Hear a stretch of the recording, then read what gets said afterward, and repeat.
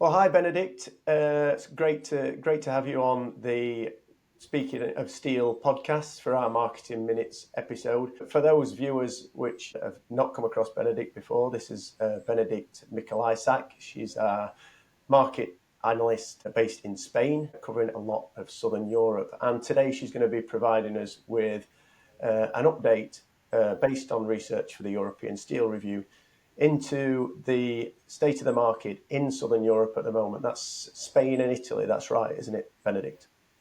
Yes, thanks, Tom, for having me. And yes, I will be providing an update on Spain and Italy. Great stuff. Lovely. Well, I think probably if we start out just covering off some of the demand features of the market at the moment, that'd be really interesting.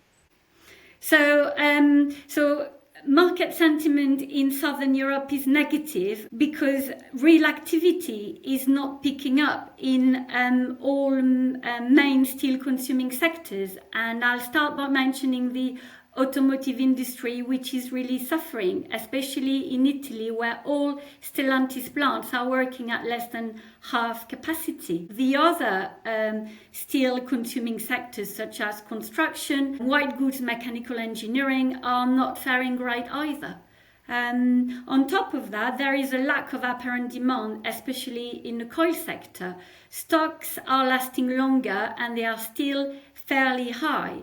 And this is also due to customs clearance being postponed due to avoid payment of safeguard duties. After the revision of safeguard measures, there was the introduction of the 15% cap on the individual country within the other country quotas.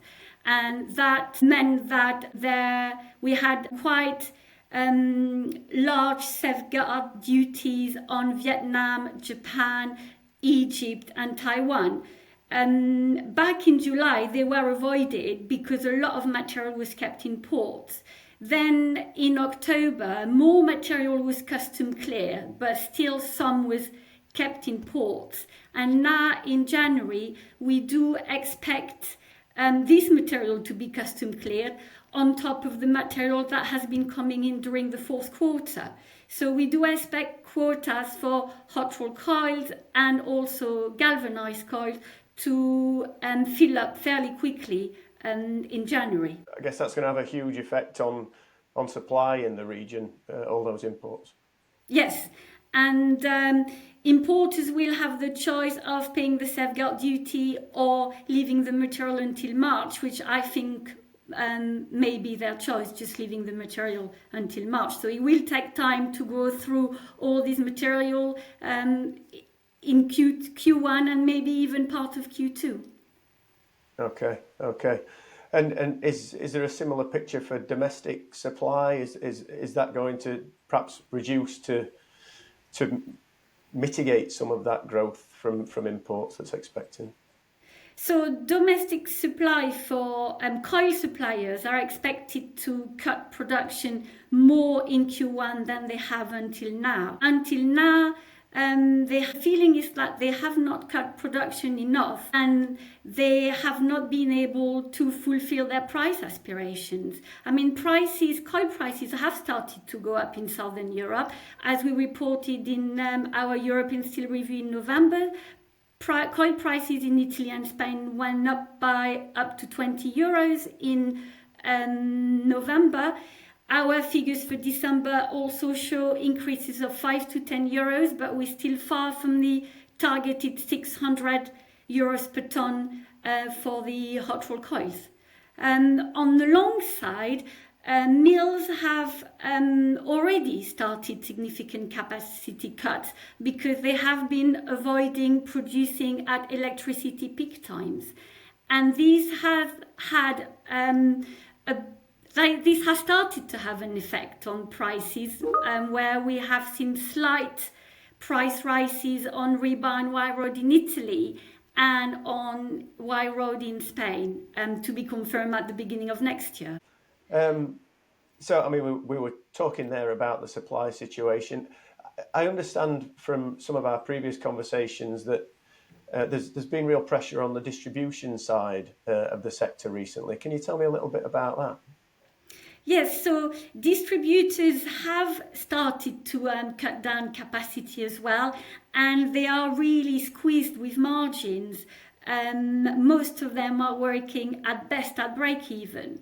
So because distributors have not been able to increase their selling prices, and we have started to see closures and shutdowns and restructuring. So as we reported last month, ArcelorMittal is closing down their distribution center in Bologna in Italy.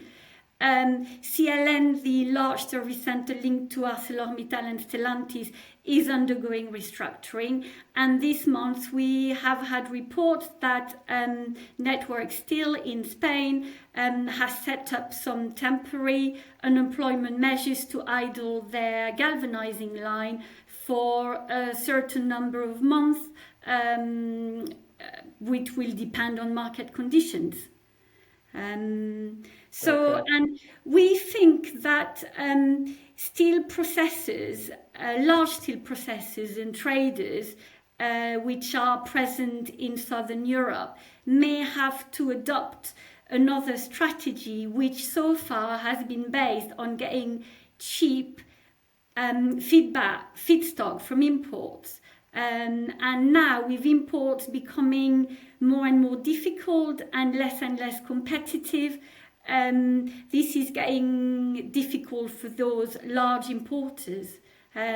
Because we have mentioned safeguard measures, but we also have an anti-dumping investigation underway for hot rolled coils, and the likelihood of a anti-dumping investigation on galvanized coils. Okay, so there's an awful lot of factors to take into account when considering what prices might do in the early new year. Can you tell us a little bit about the outlook for steel prices in Southern Europe?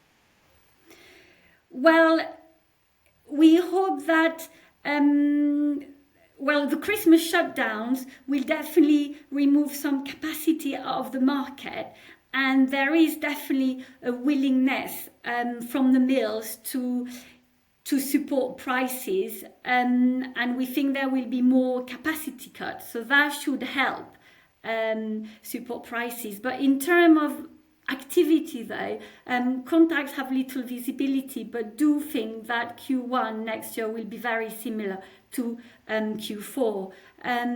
What we expect is more protectionist measures with these anti-dumping investigations that I have mentioned.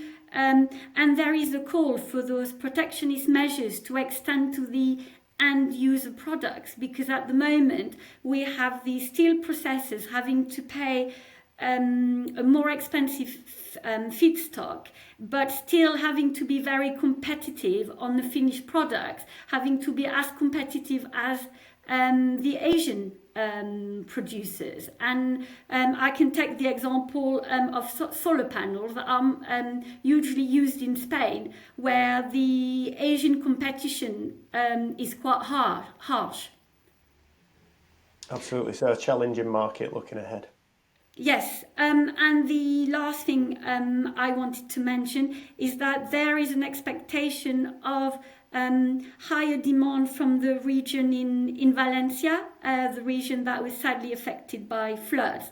And we have mentioned it last month, but there is a huge need for reconstruction here, from infrastructure, rail, roads, bridges, to buildings and even water pipes. So that should create some extra demand. Yeah, and I should have mentioned, Benedicte, I guess, for those watching, that you are in Valencia. So best of luck with the outlook for that. Hopefully that rebuild starts soon and things get back to normal. Thanks, Tom. Well, we'll leave it there for now. Thanks ever so much for joining the Marketing Minutes section of the Speaking of Steel podcast. It's been great to have you on, and hopefully we'll see more of you in future. Thanks. See you soon. Thanks ever so much.